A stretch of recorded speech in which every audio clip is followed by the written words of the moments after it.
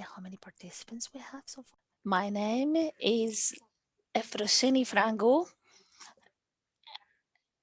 and I am a member of the board of directors. I will have to just interrupt you just a second. Just give me a second, please. There is a technical problem on our behalf, and we'll be back right away.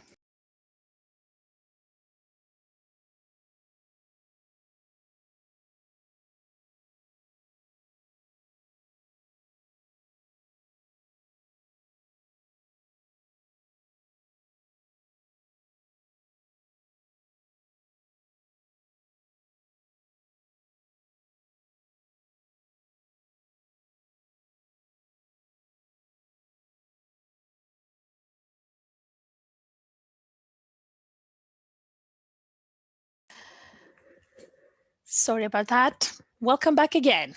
Now, my name is Frosini Franco, and I'm a member of the board of directors of the Pan-Hellenic Association of Translators, and I would like to thank you, to welcome you for coming, to thank you for coming, and to welcome you to our third in a series of 4 webinars dedicated to interpreting.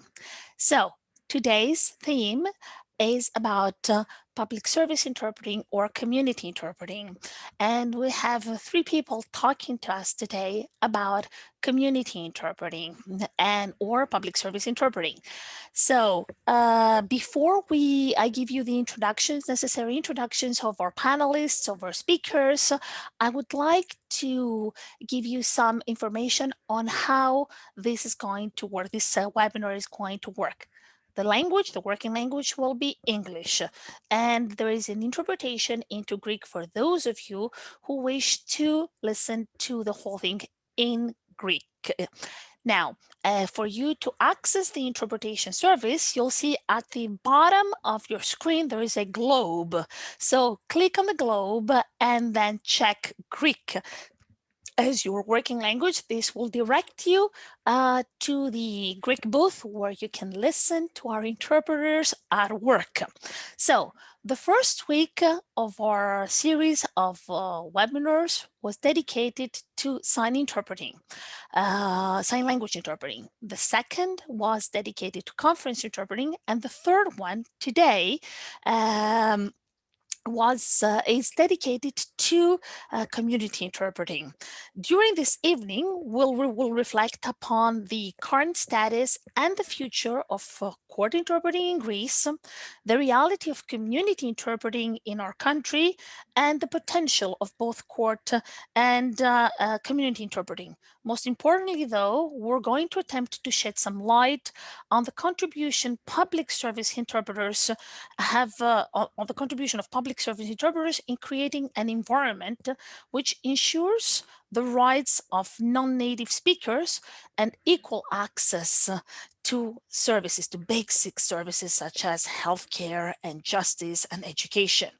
To better serve this purpose, we extended an invitation to academics and specialists with long experience in the subject matter. So, our presentations today will start with Professor Stéphanos Vlachopoulos. Stéphanos Vlachopoulos is a professor of interlingual communication in multicultural settings at the Department of Foreign Language Translations and Interpreting of the Ionian University and the University of Ioannina. And he holds 2 bachelor degrees in translation and interpreting, as well as a doctorate degree awarded by the Department of Foreign Language Translation and Interpreting of the Ionian University. His research interests include the translation of specialized texts, interpreting, intercultural communication in professional settings, and the lexicography.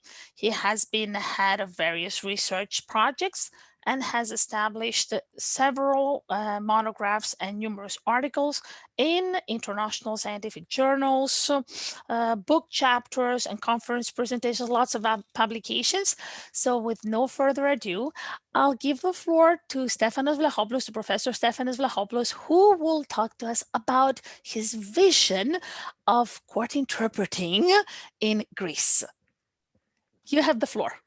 Thank you. Thank you very much. Hello to everyone. Hello to my fellow panelists, which is a privilege to be with you tonight.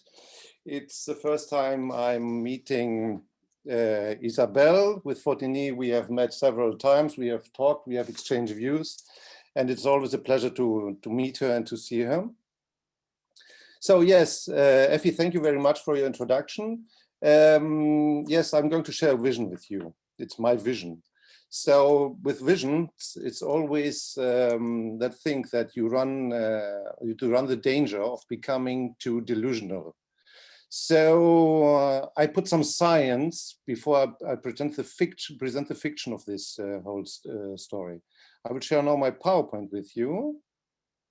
I'll try at least. It worked. No, that's not it.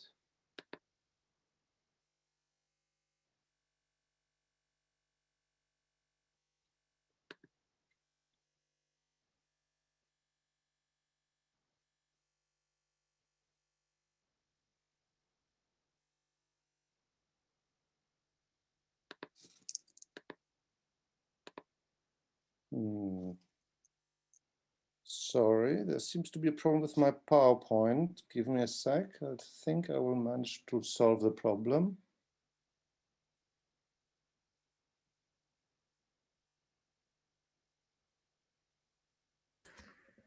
While Stephanus is trying to figure out his technical problems, I would like to remind our members and those of you who are joining, that as far as court interpreting is concerned, the Pan-Hellenic Association of Translators had called upon the Greek Ministry of Justice as early as September 2016 to take steps to immediately improve the translation and interpreting services currently in place. Unfortunately, in Greece, as in other EU countries, the profession of court and healthcare interpreters is not sufficiently regulated. And this is something that you'll hear also from Stephanus, who have found his PPT presentation and is now sharing it with us. And I'll give you the floor right away, Stephanie. The floor is yours. Thank you again for the floor. So yes, I'll go into presentation mode. Or if you don't mind, you can see also I leave it like that, so it's safer not to change anything. Some facts behind the fiction, some things behind the fiction. It's always peculiar to when we talk about court interpreting or public service interpreting in general.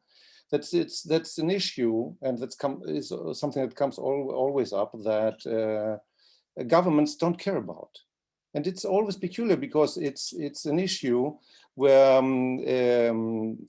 there are people in need and where there's so much at stake. And I believe that will be a thing that will keep us occupied, that will challenge us within the next years.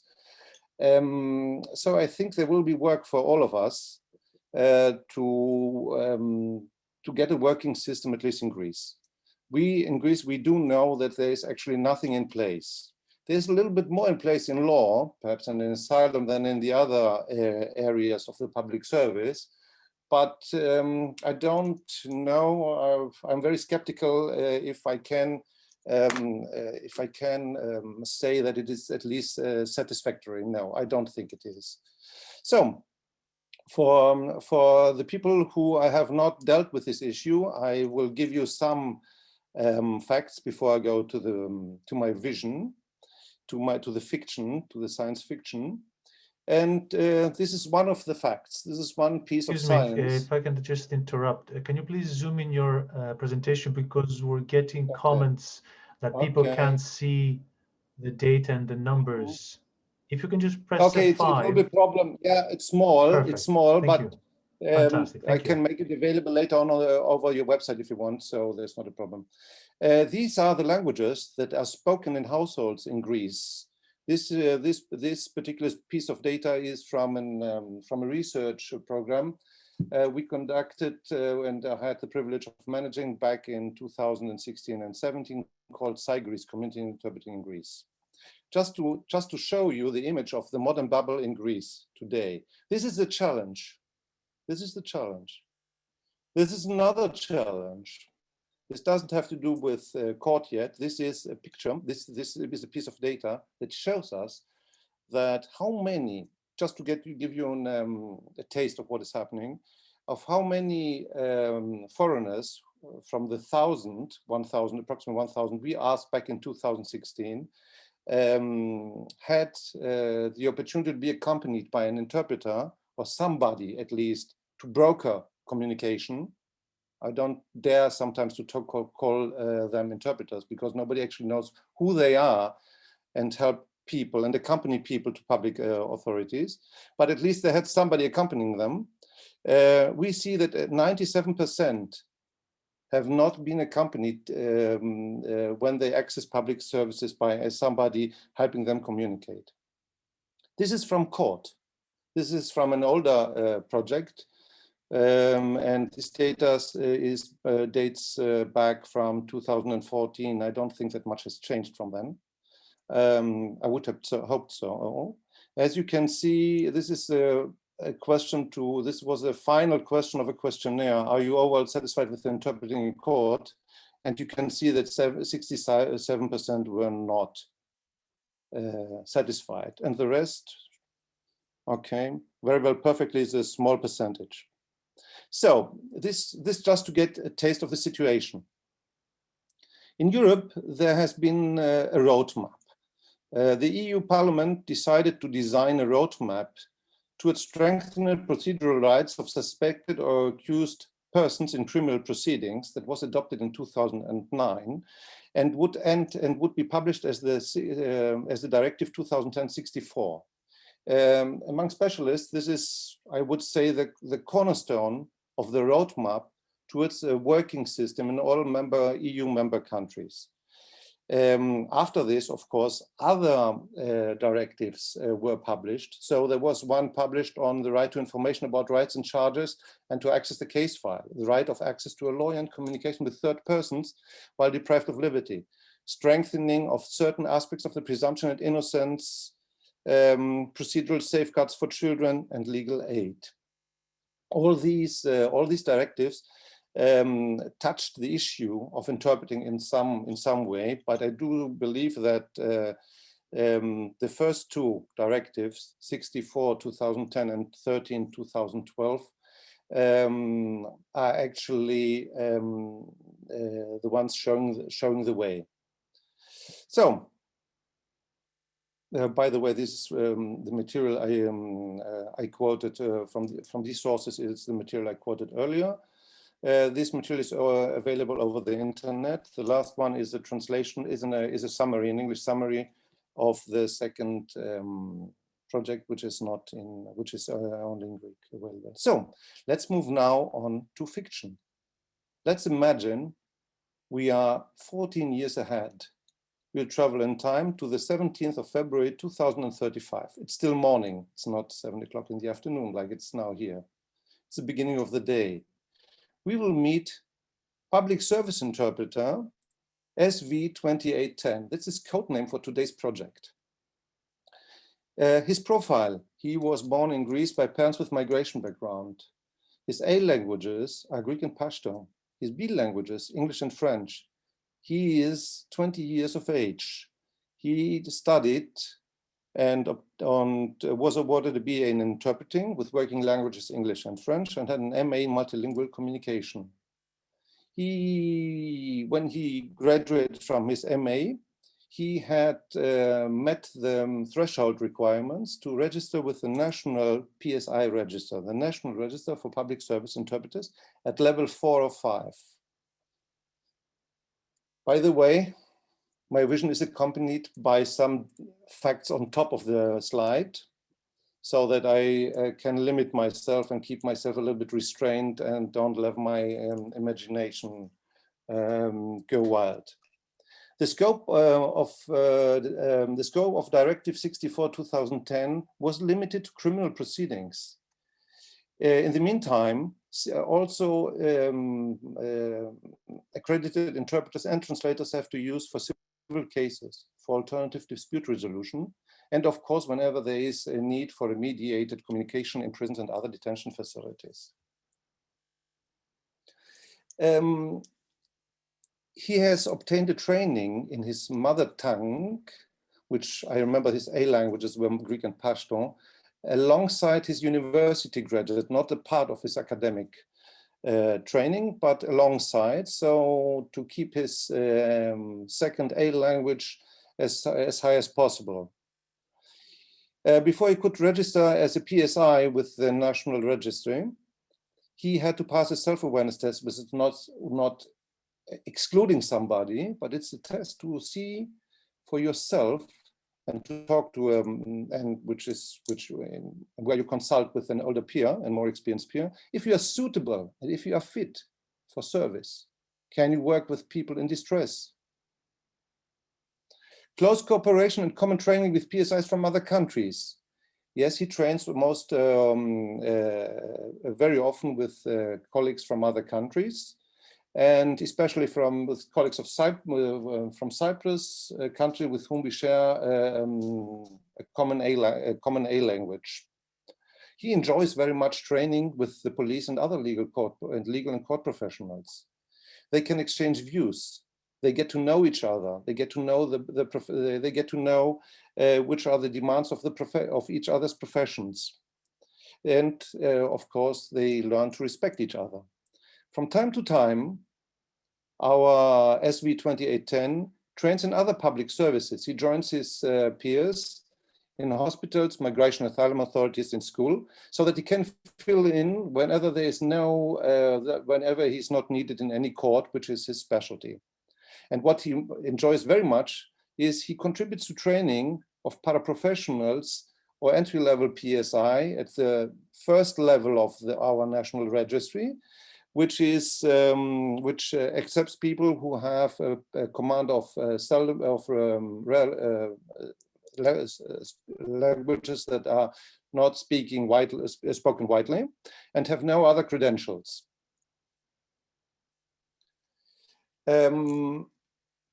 He's very proud because he managed to get into the National Register for Accredited PSIs, which is managed by a state authority. And the authorities have to choose top down. They don't have to go to the bottom level, to the less qualified now, despite the fact that the less qualified get paid less. But they are giving incentives to move up the ladder and to climb up the register into the top categories. He doesn't mind being evaluated regularly because he can show that he's good at his job. And he knows that this is something that everybody has to undergo. He believes that he is paired fairly. He is working on contract, but he's working also on the private market, since he is a fully fledged interpreter. And some even private stakeholders are using the National Register, since it's a very reliable instrument in selecting language services providers. He's paid on an hourly basis, but he's also paid for preparation at break time, and the maximum workload per day is regulated. He has an eye on a long-term contract for PSI, which would allow him to work both as an on-site interpreter, but also as a coordinator and somebody who helps managing the register. He feels safe. His details are secure. He has a different code per day, per project. If he had a hard day, if he had to interpret something very violent case, he has counseling services at his disposal. It's always good to talk to somebody because it's not easy to be an interpreter and keep all the secrets that you have to keep. He can relax in break time in the interpreter room, which has IT facilities, so he can prepare for the next assignment. And of course, there's a very good coffee machine. He knows that he's being recorded, but he doesn't mind. He knows that he's being evaluated by legal and police and court professionals, but again, he doesn't mind. He's good. He's assessed also by his peers. Okay, and when something went wrong, In conflict cases, he again doesn't mind, because everybody knows that an interpreter cannot be all the time perfect, and the case is evaluated by a team, by a joint committee of legal professionals and higher ranking interpreters to give the solution, so nobody feels that he is treated unfairly, not the interpreter, nor the people involved in the case that he dealt with. Again, he enjoys training other people, showing what it means to be an interpreter and what it means to work with an interpreter. He's training police and legal professionals. He contributed in the production of audiovisual material for all the other parties involved in the communication events that he has to handle. And he contributed to producing an evaluation sheet in which interpreters and translators evaluate the authorities. If the authorities allow them, provide them the free space and the facilities and to do the job properly. He knows how to use communication technology for remote consecutive and remote simultaneous interpreting. He can use terminology management too. He is an experimental a little bit with simultaneous consecutive equipment, synconsec equipment. The hubs they use and that have been established all over the country in the courts are very pleasant to work in if he has to interpret for a place far away from the court, which is his normal place of work. He knows that his performance and the recording of the product of his work is kept separately on a second file, not in the case file. And he can also record, ask technical problems to be recorded, which might be of use if there's any problem later on in evaluating the case. Most importantly, he feels good because he has a position. He has a position in the courtroom. He has a position in the system. He doesn't feel like a ghost. He doesn't feel like an intruder. He is somebody who co-shapes the event. And this is what makes him happy. And therefore, our PSI SV 2810 is happy to be of service. Thank you. I hope I didn't run too delusional for your taste.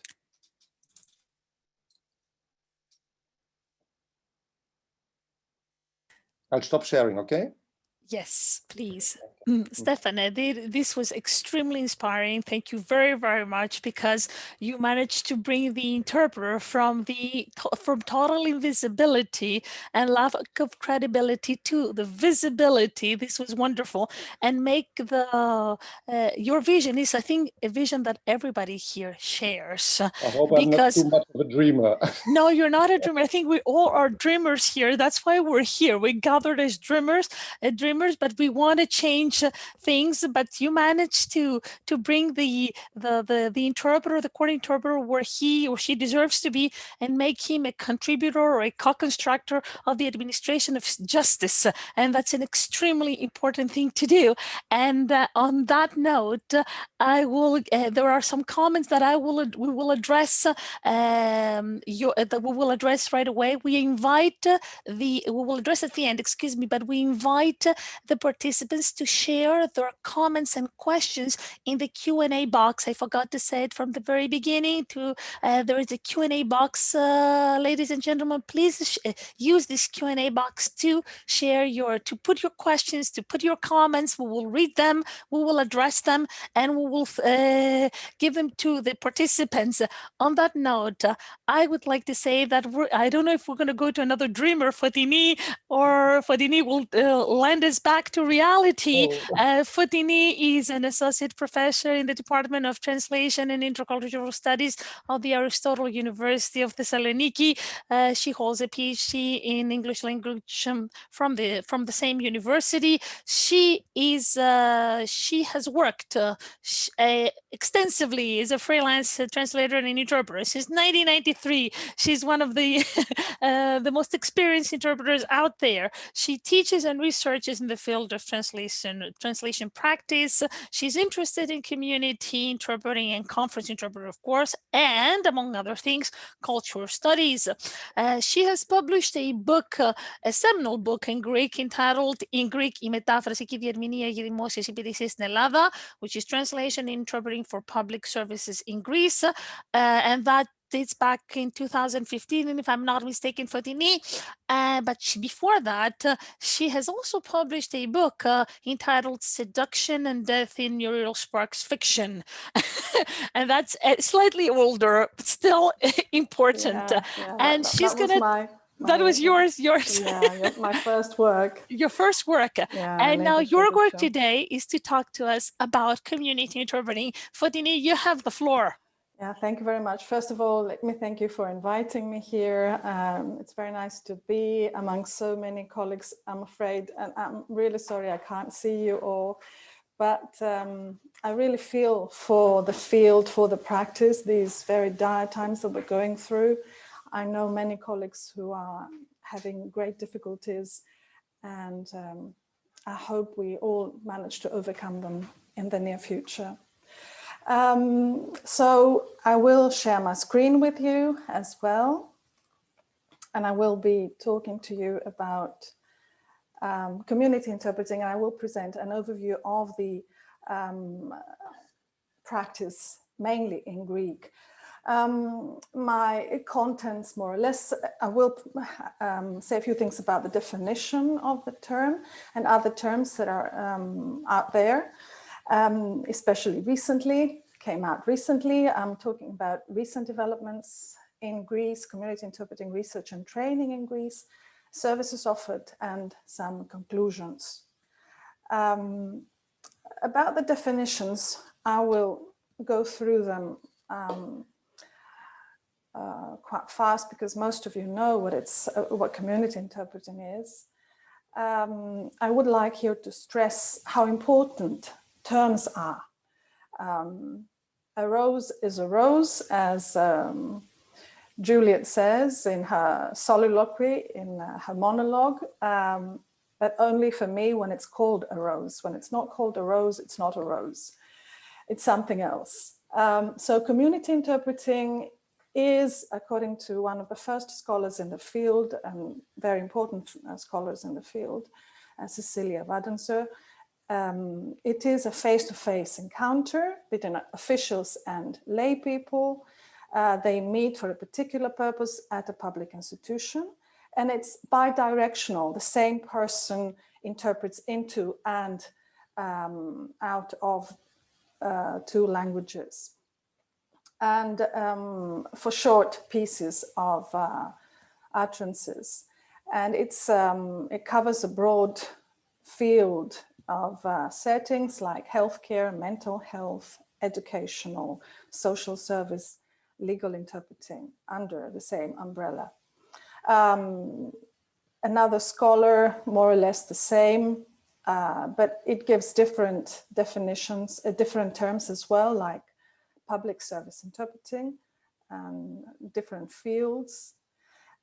TIPS, which is translation and interpreting for public services, from another very prominent scholar in the field, where, of course, she also brings into this service the fact that clients are typically members of a minority group, which is very important.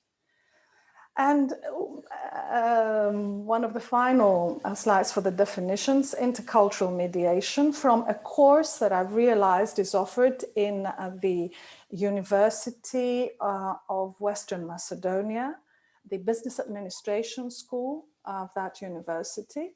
And there is an instructor there teaching something about external trade. We'll see that later on. And she has this definition of intercultural mediation, which she thought was important for her to introduce into that course of external trade negotiations, where I will translate for those who speak English, where she states that a community interpreter / intermediator can and must intervene in order to prevent or resolve conflicts or misunderstandings because of intercultural differences without showing any type of bias in favor of one or the other condition, that's the term in Greek, or expressing indirectly his beliefs. So this is another term, presumably for the same practice, intermediator. And this is from the Guide to Intercultural Mediation. This is a book in Greek, Οδηγός Διαπολιτισμικής Μεσολάβησης. It is a course book used by an NGO that has a 10-day training for intercultural mediators or community interpreters. And one of the terms that it uses, intercultural mediation, and this is a community interpreting course, okay? And it has two course books. One of the course books states that mediation is a process in which, and this is my translation from Greek, in which a neutral third party helps in settling a dispute between two or more parties. It is an extrajudicial process during which the mediator facilitates communication between the two parties, helps them focus on the problem, and makes suggestions based on the needs and interests of all parties involved, aiming at settling the dispute without having the authority to enforce solutions to those involved. It is different from simple negotiation, where the two parties negotiate a solution between themselves, and arbitration, where the arbitrator issues a decision.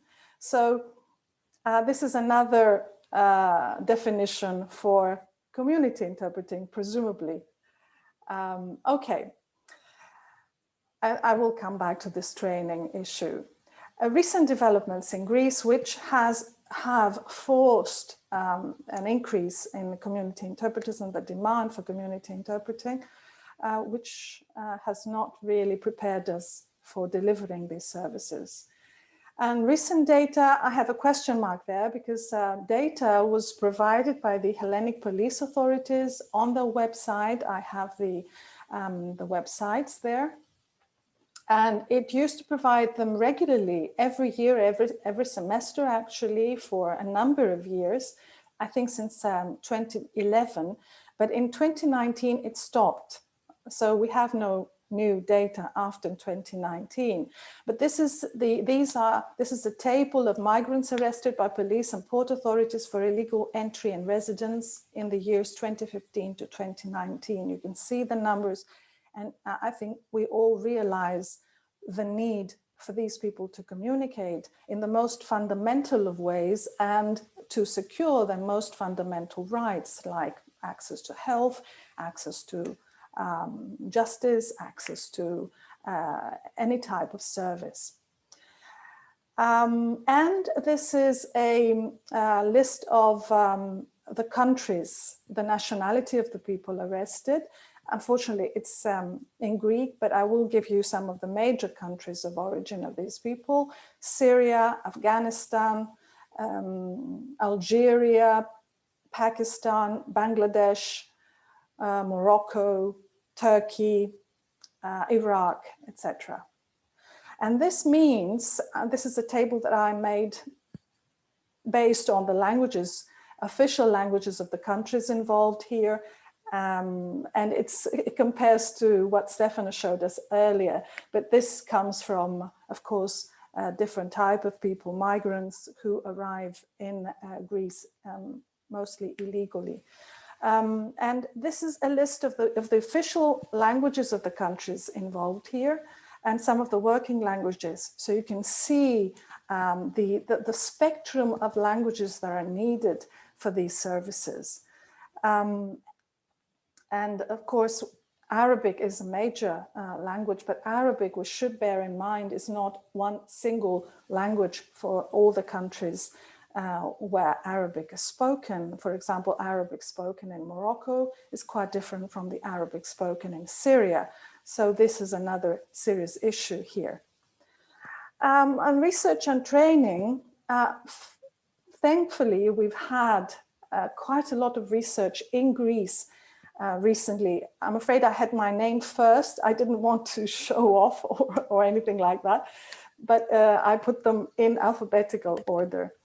So we have had some people doing serious research. Stéphanos was one of the first, I think, was the first doing research and field research in the field, in prisons and courts. And his team, Eleftheria Dogoriti, Themistoklis Gogas, etc. And Anastasios Ioannidis, for example, is one of the younger people doing research in the field, as Zoiresta as well. So we have people who have been working in the field, and that's very, very good for the practice, because research and practice must go hand in hand, I believe. Now, the training providers, unfortunately, we don't have any universities involved for longer programs. We have short life learning programs in some universities, private vocational training centers, and NGOs that provide some form of training. Now, to come to specific to some specific programs, I will show you this that I found. I think I have to change my screen. Yeah. Okay, so this is archi, the beginning, power, rule, or law, as the explanation tells us. This is a very ambitious program by the National and Capodistrian University of Athens to provide distance learning programs, short-term distance learning programs. And one of those programs is this one. It's Intercultural Mediator, and the field of study is security sciences. So when I saw that, I said, why security sciences for intercultural mediation? And I sent them a letter asking about that, an email, and they answered, and they said, I will show you what they told me. They said, again, this is the message they sent in Greek, that the specific program based on our study guide has no relation whatsoever with the field of interpreting. It does not touch upon interpreting, but it aims at presenting issues that are not related to interpreting. Specifically, they clarify that it has nothing to do with interpreting at all, that it's a completely different practice, completely different profession, and that this is related to security because of immigration and the refugee issue, and that's an issue of social security and protection. I don't know what that means, to be honest. But I do know that the two heads of the program are Associate Professor Theodore Lolios, who is a professor in a military school, in the National Military School, and he's a professor of physics, nuclear physics. And Miss Maria Vlachadi, who is a lecturer on contract, and she's also not related to the field of interpreting at all. So this is the program delivered by the National and Capodistrian University of Athens, or under its umbrella. I don't know who exactly is involved in that, other than the two people presented. In the University of Western Macedonia, as I said, Department of Business Administration, there is this external trade activity management course, and they also offer, they also touch upon community interpreting or intercultural mediation. I do know that recently the Ionian University introduced the course in community interpreting. I don't know who the instructor is. I assume it's either Stéphanos or Anastasios Ioannidis, and I'm sure that it's going to be completely different from what we've seen so far. And Metadrasi, of course, that I mentioned earlier with that definition that I gave you, which presents its program as one of the best training programs in Greece. The services offered, always intercultural mediators in the majority of cases, for the Hellenic Agency of Local Development and Local Government, who hired a number of about 70, I think, intercultural mediators recently, migrant integration centers, centers for temporary reception, temporary accommodation shelters. NGOs hire intercultural mediators or interpreters on contract if they have EU funding. And these practitioners help migrants communicate. They accompany them to health services, local government services, labor services, wherever they have to go. And community interpreters, we have the title in asylum services, but again, they're provided through an NGO in courts through a particular list that is created in local courts and for the police. For the asylum service, I will just give you one example. We have interpreter provided by Metadrasi. They have a contract for all interpreters. As we saw, they have this 10-day training. After training, candidates are tested and certified by the NGO. Interpreters are forced to sign an exclusive contract. The names of the interpreters are kept in a secret list. Interpreters sign with a code number when they interpret for the asylum interview. They sign with a code number given by the NGO. We don't know how much they get paid, and we don't know the working conditions for these people. So as a conclusion, there is a positive and a negative note. I'm a positive person. It's a very sensitive practice that is related to fundamental human rights. And the state, unfortunately, through its complete absence, encourages the exploitation of people in need. And those involved seem to focus on the profit rather than ensuring the provision of the best service possible by completely disregarding appropriate training and decent working conditions for their employees. On an optimistic note, there is much more research, as we saw in the field in Greece in recent years, and both scholars and community interpreters seem determined to find a way to improve the conditions and quality of the practice. And in many webinars that I participated recently on community interpreting, I've seen a lot of people of migrant origin participating and being so interested in learning and practicing the profession in a much more involved and a much more learned way. So thank you very much for inviting me again, and I hope that at some point we are going to have Stéphanos' vision becoming a reality. We thank you very, very much. Excellent presentation, Fotini, with Stéphanos, and I share your concerns. We know we've discussed them several times, but I also share the optimism that since we managed to create awareness and promote proper training for community interpreters, there is a light at the end of the tunnel, and there's going to be something very, very positive.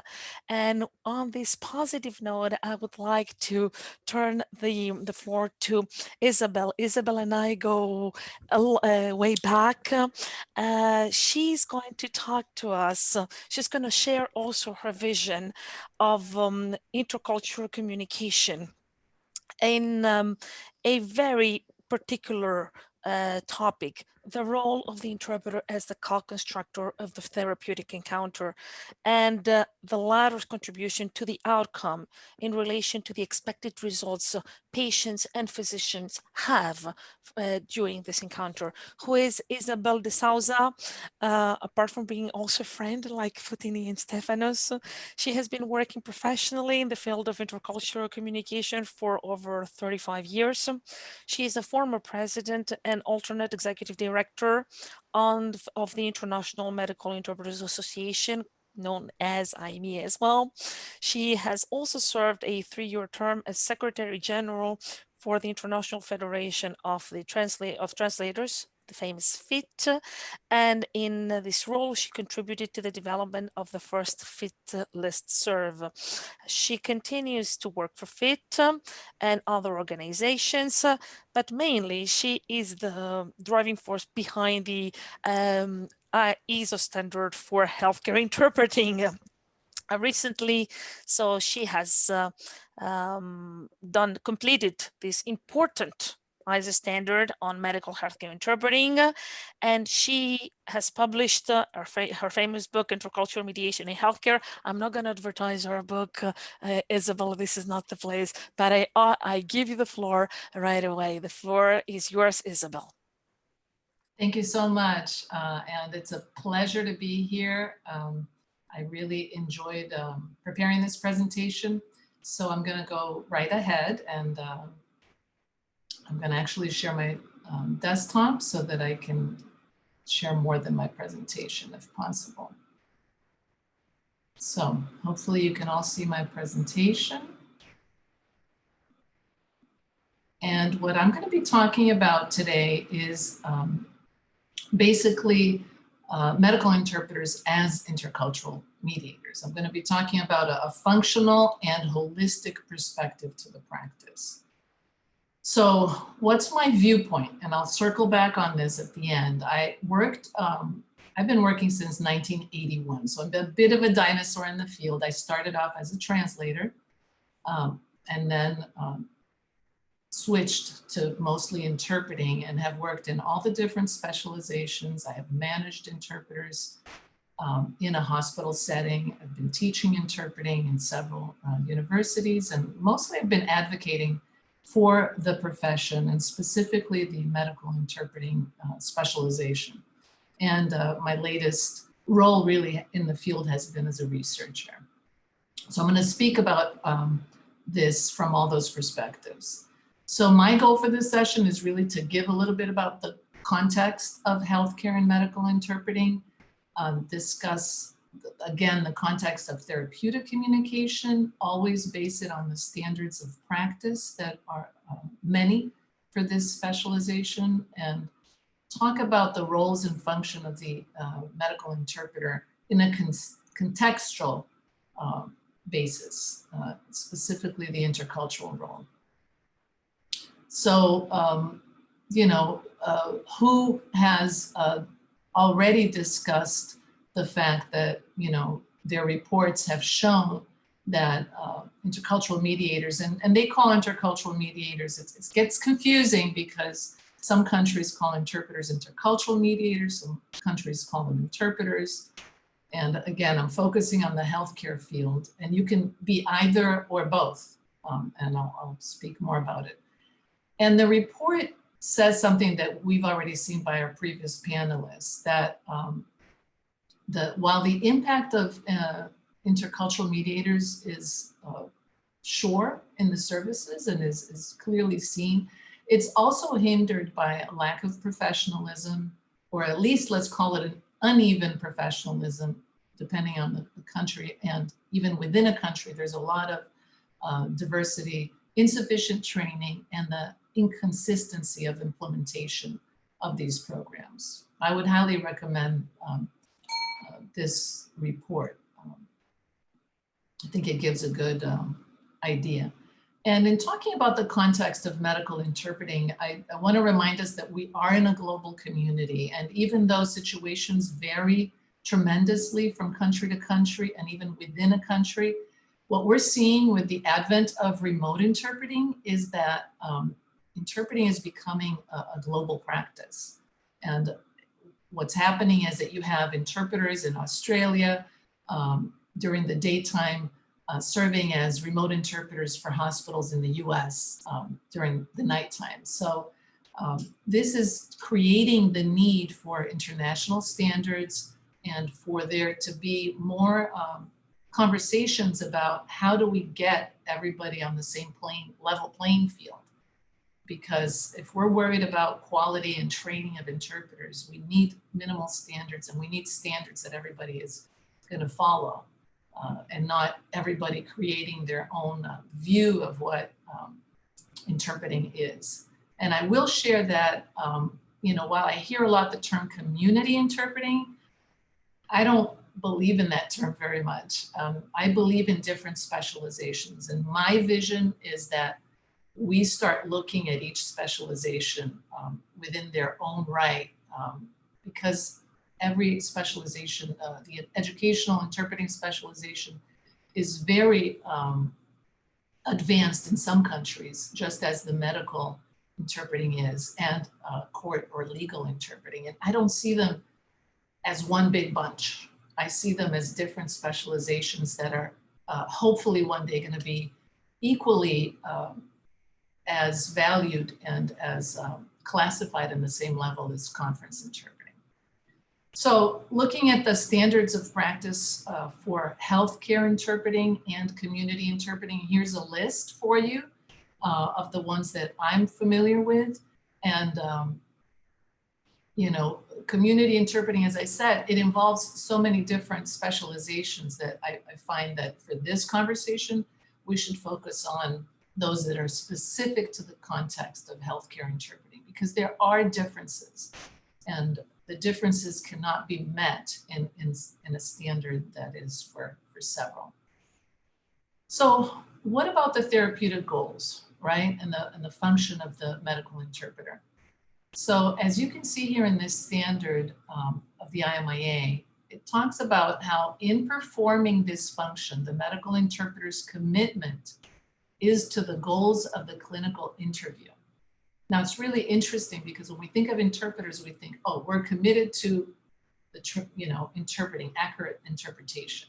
But here the commitment is to the actual context of the service.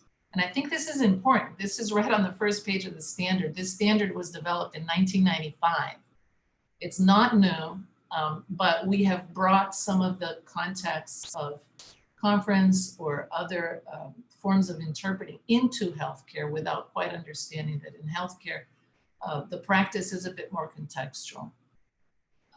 So another component says that as professionals in their own right, the interpreter-mediated encounter interpreters owe their allegiance to the therapeutic relationship and the goals of quality healthcare. Again, we're seeing this stated again in a different form. So commitment to the clinical interview, commitment to the therapeutic relationship, and we're talking about the relationship between provider and doctor.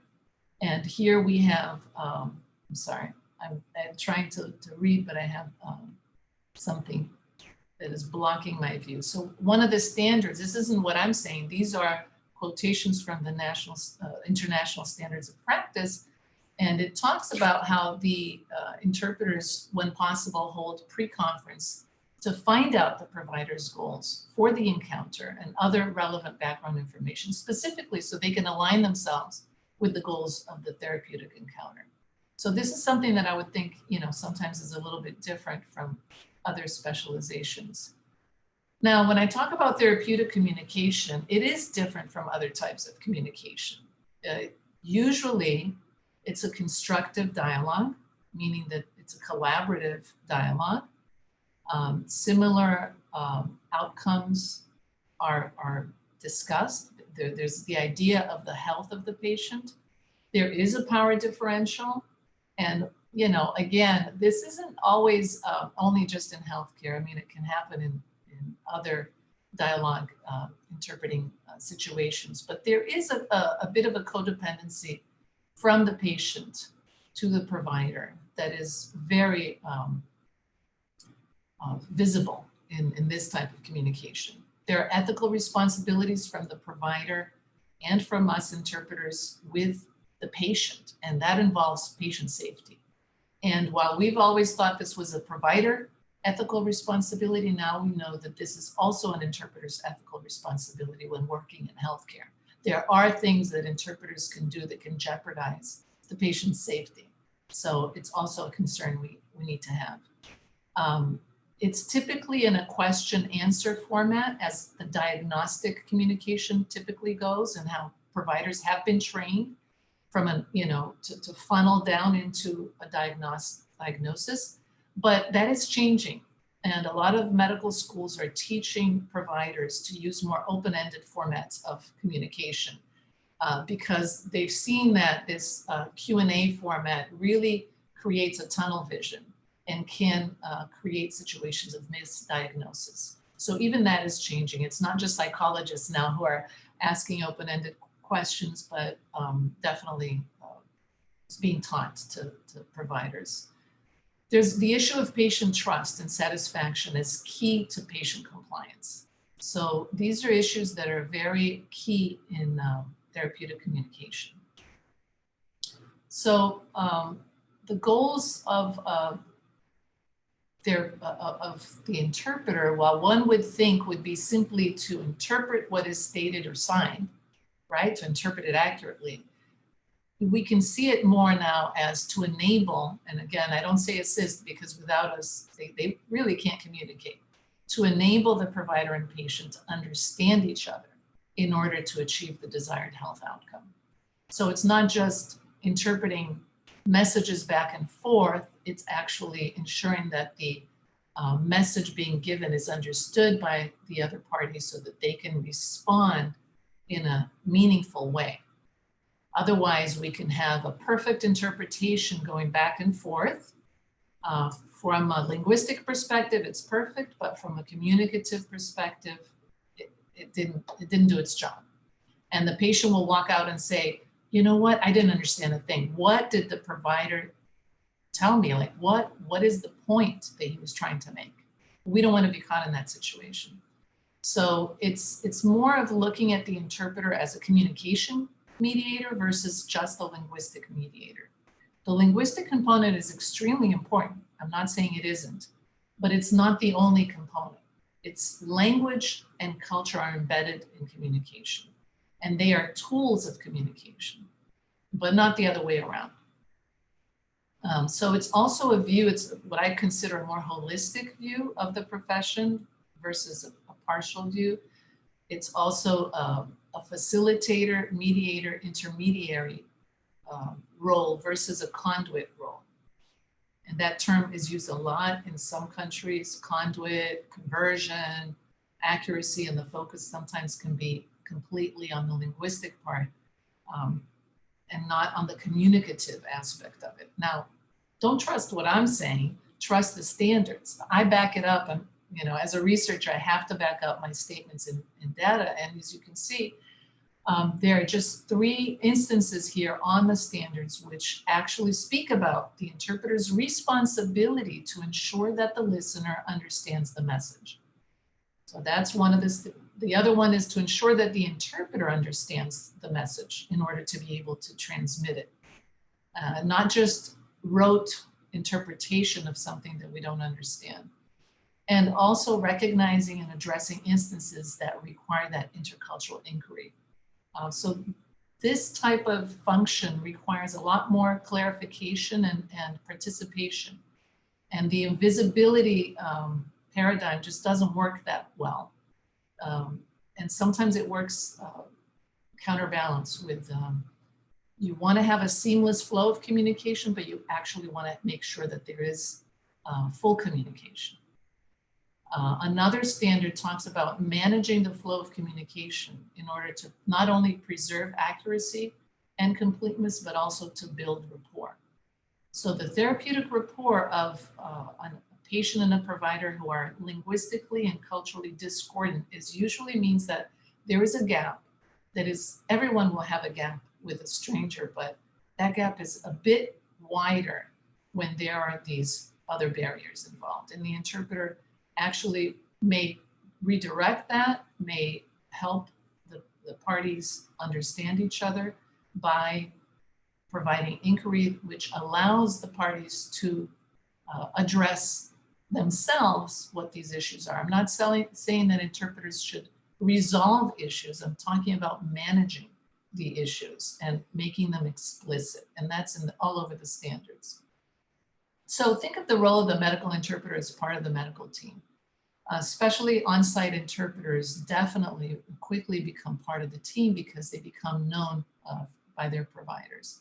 Something that we don't see so much with remote interpreting. It really requires an extra effort from the interpreter.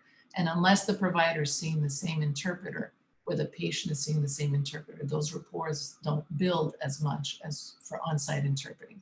And let me say that there are situations where on-site interpreting is required, and we really need to work on standards that make that very clear to governments, to all entities that hire interpreting, because this push for remote at all costs is really creating a problem for the quality of communication. And trust me, interpreters will become the scapegoats for it, and we need to work on that.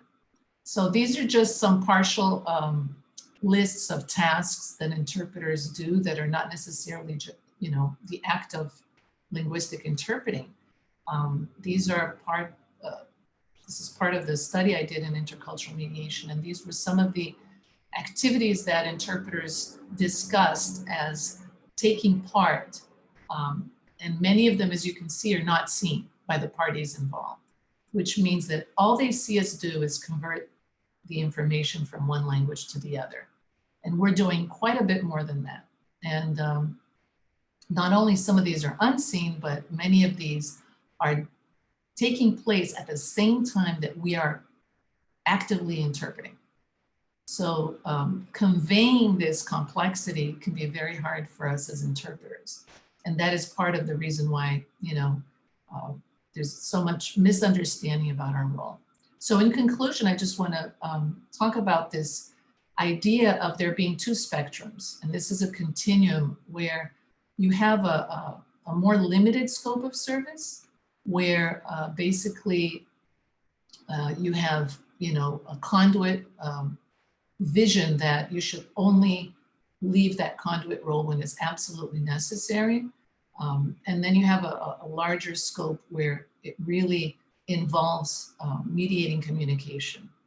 And you can see that the expectations from clients are a little bit different. Instead of just interpret, or sometimes providers will say, just repeat everything I say in the patient's language. Well, first of all, we're not repeating. Second of all, we can't use the same words. We may have to add and omit terms in order to interpret something in a culturally and linguistically appropriate way. So it's different from help me communicate. And I think we could really do a service to ourselves by presenting ourselves as interpreters that mediate communication and not that interpret language, because we are seen as language technicians sometimes by others and language consultants, and not really our mediation role gets sometimes, it becomes invisible. So we as medical interpreters want to give medically, culturally, and linguistically competent services, and not just linguistic services that are partial to our standards of practice. As you could see, our standards of practice and all the other standards as well talk about more. And, you know, when I talk about a more holistic aspect to our work, interpreters are practitioners. We work with different individuals. We work in very unique situations. Every single interpreted communicative event is a unique situation. We have to ensure that when we're comparing ourselves with translators, it's not just about converting language on paper or in writing or orally. It's a lot more than that. We actually have certain functions that are very different from translators. In terms of management, those that manage or hire our services need to understand what we do. And I have to say many don't.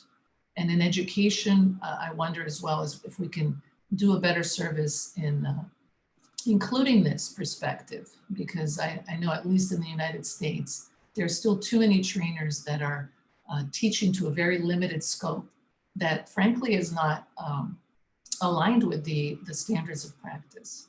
So this is a participant from my study, and I thought it was really beautiful the way she put it. She said, the cultural services we provide are as important as the linguistic services. While we spend more time interpreting, There are instances where we need to intervene or educate the relevant parties on cultural issues in order to ensure the provision of quality care and culturally competent services.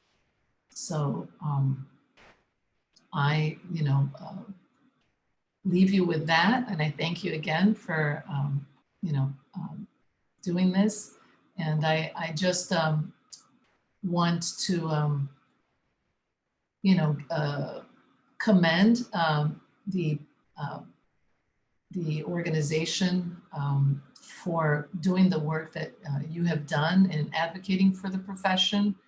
And what I see is that universities really need to embrace these specializations, and the associations need to embrace them, because the demand is there, it is being met, companies are meeting that demand, and because they don't see the training, they're creating their own training, and this is bringing down the level of pay, the level of professionalism of the of interpreting. And with remote interpreting, very soon, companies will take over, and this could affect conference interpreters as well. So thank you very much. Isabel, you speak to my heart, that, because as a medical interpreter trainer, I always strive to instill in my students, Greek and Canadian students, the importance of becoming not just a conduit, but having a holistic approach to medical interpretation, and seeing what you called medical interpretation as mediation, as a means of mediating communication, medical communication, but still communication that is not limited, of course, to medical, because it's about human life, it's about one's personality, it's about one's body, it's about the perception of health, the perception of our body, and so many things. We have tons of questions from what I see. Tons of questions. Thank you very much. And we're going to go to the questions right away.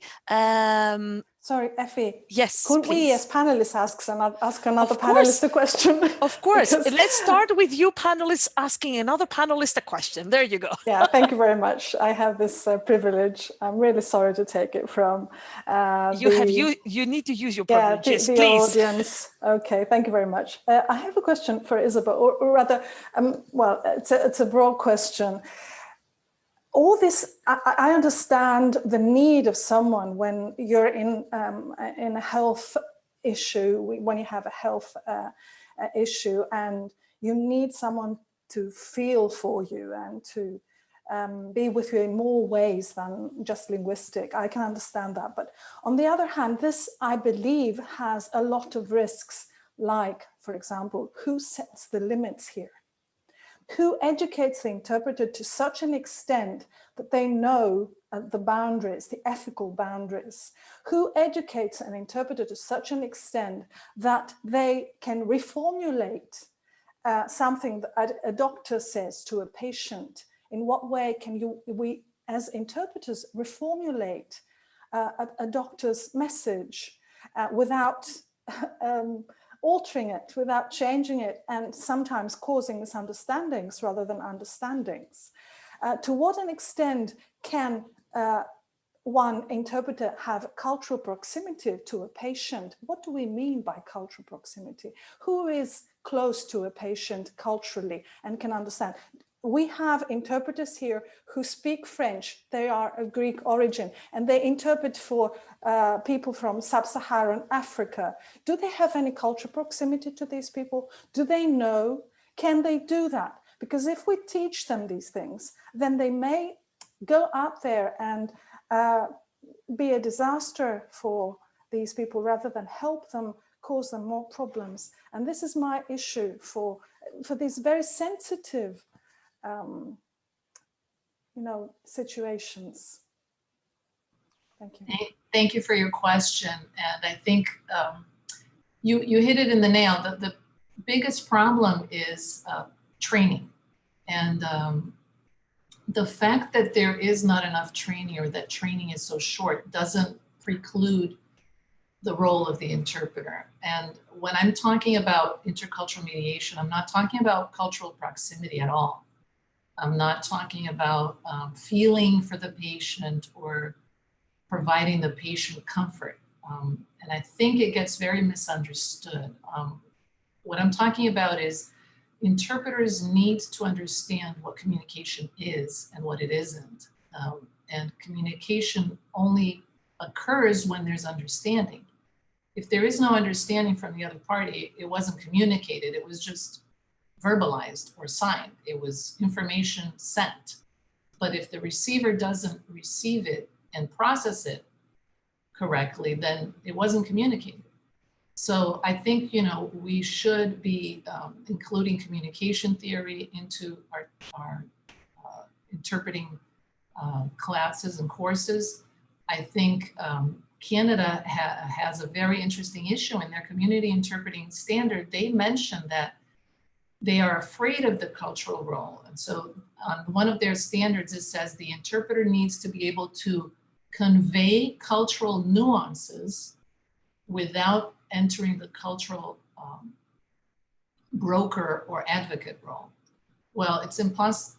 The mere act of conveying cultural nuances means you are acting in a cultural agent way, but conveying them may simply be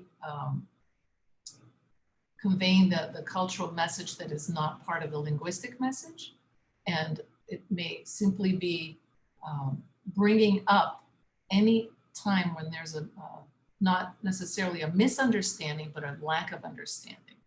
So these are clarification skills that should be taught to interpreters, because what happens a lot is because of this fear, interpreters are taught about the dangers of misaligning themselves. And I think this has much more to do with impartiality and professional boundaries, which can be difficult even culturally for some interpreters to understand. Some cultures don't have that, you know, professional boundary versus personal boundary. Some cultures just see everyone in a personal way.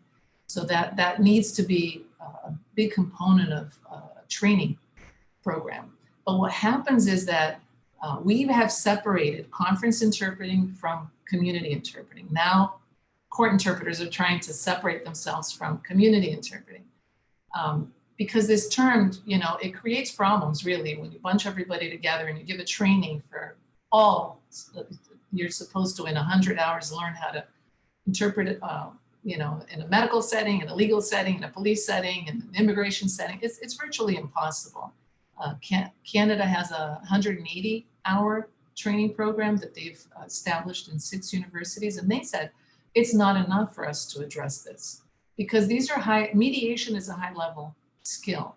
And I'm not saying that all interpreters have it. I actually advocate for special training on that. And that's why I believe all interpreters, trained or not, need to have proof of cultural competency training that's done for all professionals, and so that they can understand their own biases. First of all, and that has nothing to do with interpreting training. That's basic cultural competency training. And they should also have training in intercultural mediation specifically. So that's why I created an online course just for that, because most programs are not teaching enough. All they're teaching is be very careful not to make assumptions. That's a good thing. Don't assume you understand the patient's culture. Very true, because every patient, every provider has a unique cultural background and makeup. So even if you think you know that person's culture, there are other factors in their cultural makeup that may be different. But I think it behooves us as trainers, educators, and academics to start increasing our education so that these interpreters can practice and not limit them. Because if we're limiting them because we don't have enough time to train them, we're basically creating language technicians. And trust me, the market will hire language technicians they're already doing that. They're training bilingual individuals within 40 hours, 60 hours, 100 hours, and calling them interpreters. So unless the Pan-Hellenic Association creates their own standards and a certification program that requires interpreters to have a certain level and then advocates for that to become the standard, you'll have this problem always. So I see a lot of pushback a lot of times when I talk about the cultural issues because of this fear, and very rightly so. Many interpreters think they are representing the patient, think they understand the patient, and they're not there to understand anybody. They're there to make the parties understood, which is a very different function. So they have to understand the patient by asking them and by clarifying, and that's why the clarification task is very underutilized. It's not even taught. Many training programs don't even teach clarification.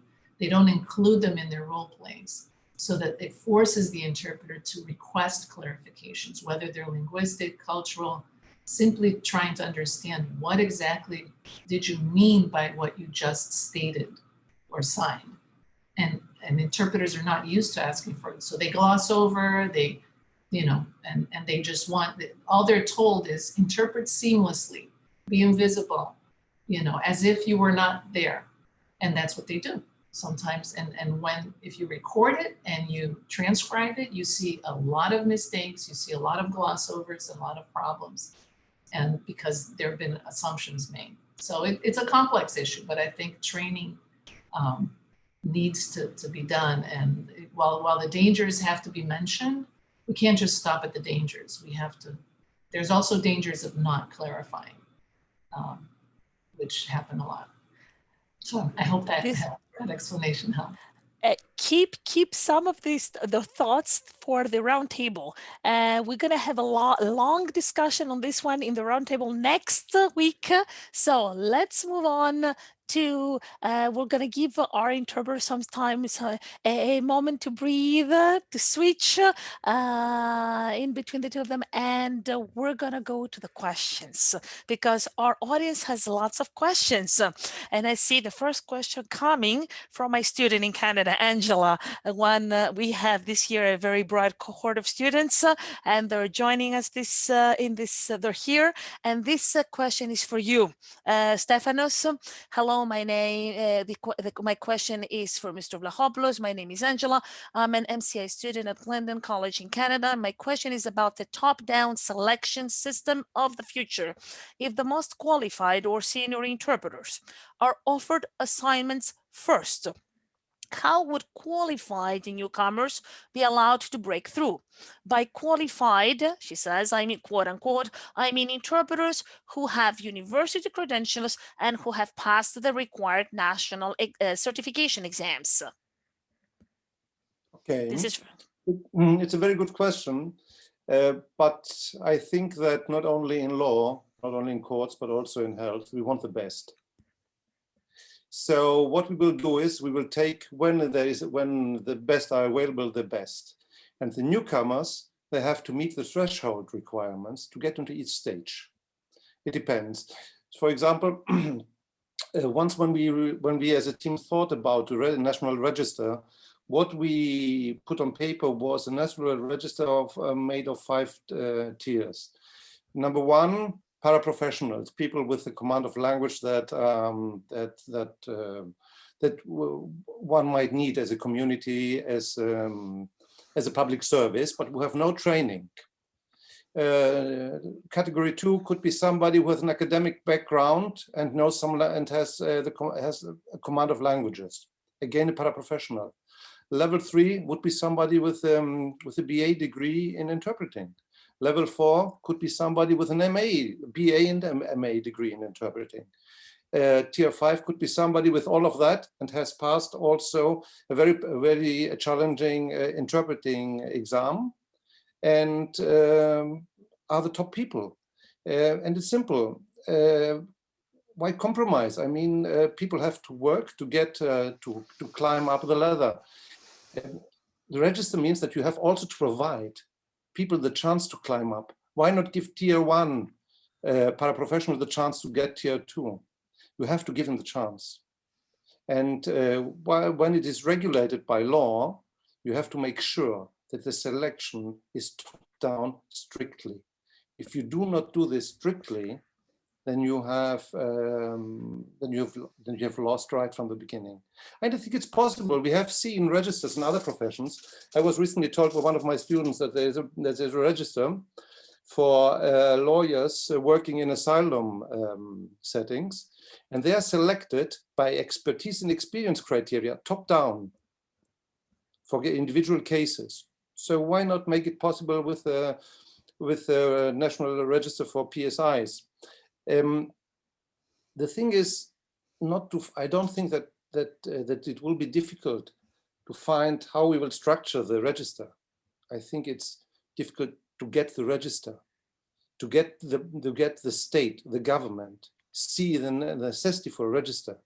In interpreting, I think it's much more easier to get it in a register than in translation, for example.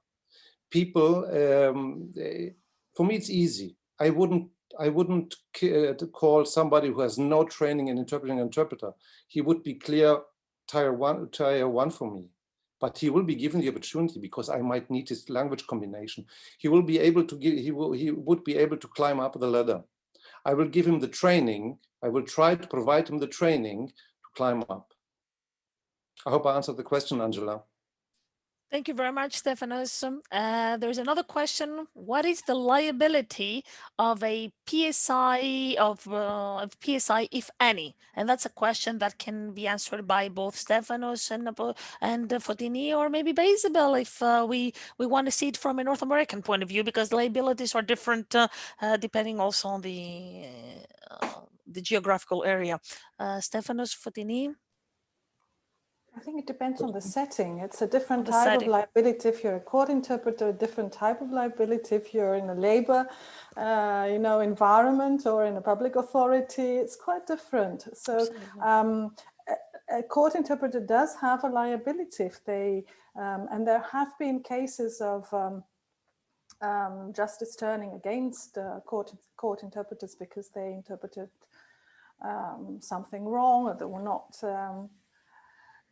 repeatedly made mistakes. I know of one case who turned against, but they were acquitted finally. Mm-hmm. She didn't know any the language at all, Albanian, but she interpreted for Albanian in courts for a number of years. But she was acquitted because, as the decision said, if she knew a little Turkish and a little Serbian, and a little bit of this, capable, and a little bit of this and a little bit of that, and all of a sudden she was christened an interpreter. But there is no liability if you're a healthcare, and I don't think there is any liability there unless, I don't know, that the patient has a way, or the doctor has a way to prove that you made a terrible mistake that led medical to error. Medical error resulted from a faulty, I don't know, maybe it's a problematic interpretation.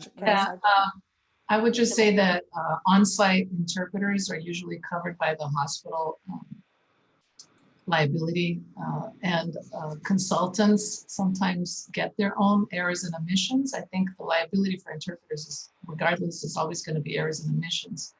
But the one vaccine for liability is certification.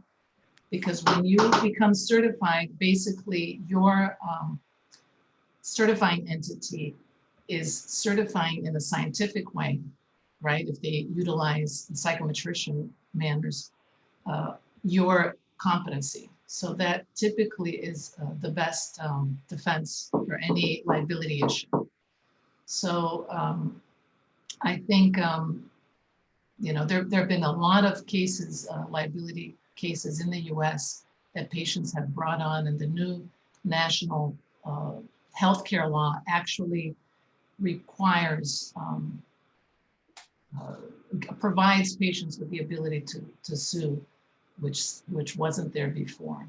So it's an issue that only incentivates a certification, because a certification will certify who is competent and who is not, and that should not be given to companies that are hiring. Even the court systems that certify, frankly, there's a conflict of interest because they're certifying the individuals they're going to employ. So they have, conflict of interest of who to certify and who not to certify. All righty, thank you, Isabel. Stefanos, anything to add on this one? On The only liability? thing I wanted to add, I think, as far as Fotini answers concerned, she covered everything. I think for the Greek context, I can imagine that the American context is much more, liability is much more easier to find there, and everybody is seeking for liability, I think. Under Greek law, I think that if I remember well, the interpreter is considered to be an expert witness. So somebody has to go on to turn against him to make him liable. But on the other hand, yes, I mean, everything boils down to training and ethics.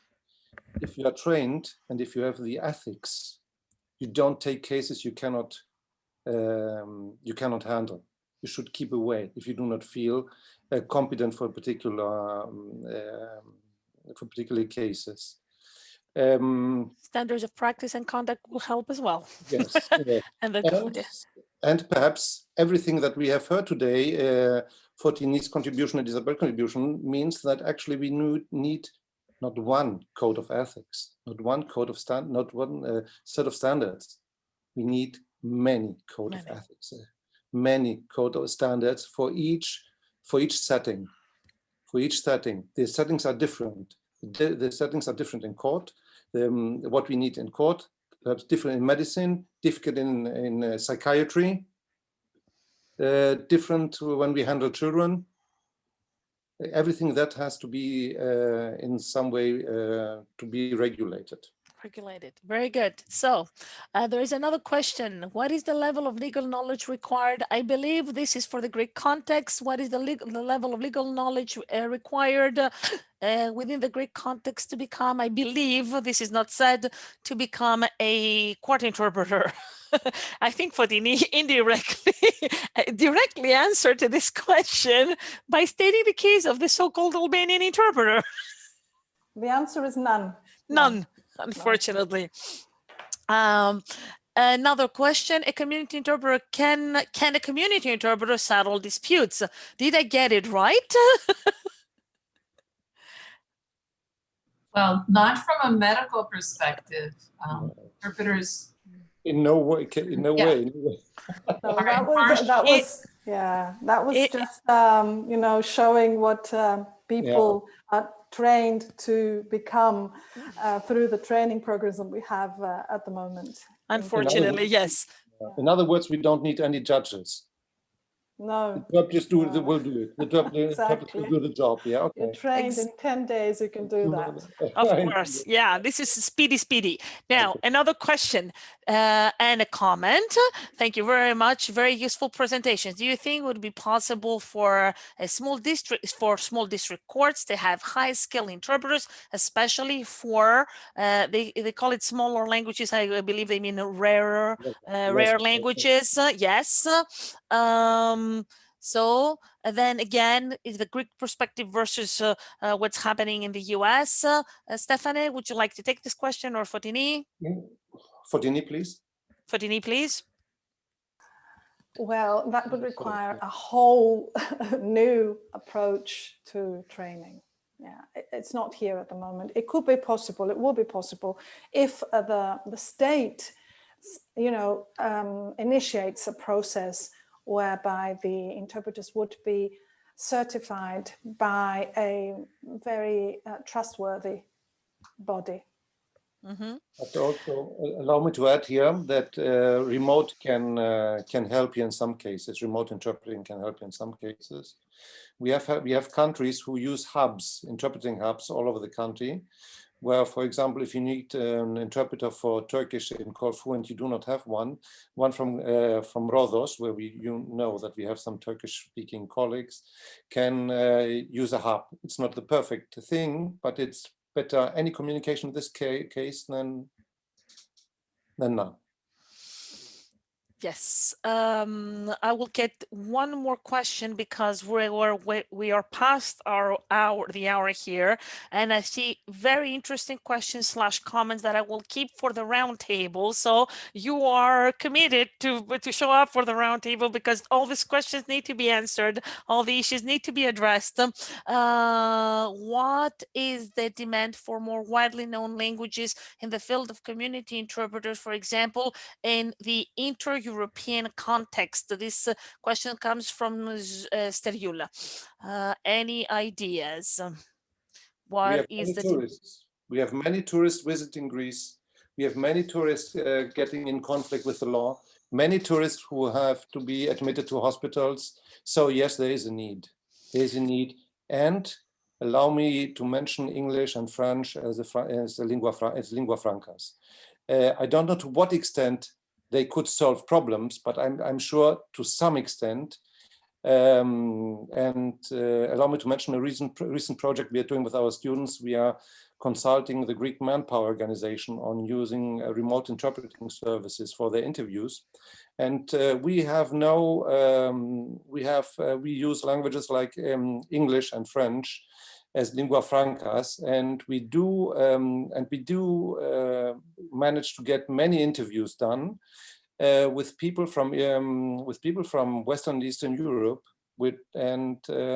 it works. So the lingua franca thing should be researched a little bit more to see how far we can get with lingua francas without risking too much. Here I have to add something. Sorry, yes, please, for intervening, but I have to add something that for community interpreting, we have high demand for these languages, for French and English. We have a lot of migrants coming from African countries where the official language is French or English, and they speak French and English. And we have recent graduates from the MA in a conference interpreting program who work and have been working for a number of years in NGOs as community interpreters with English or French. Yes. So there is a high demand at the moment.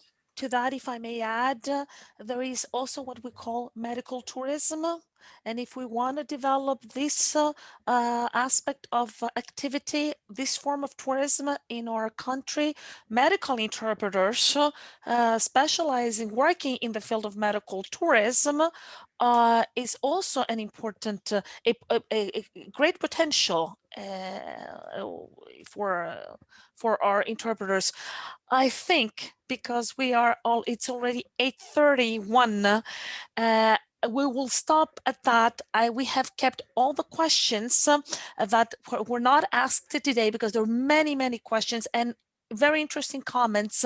And I promise you that we will address them during the roundtable.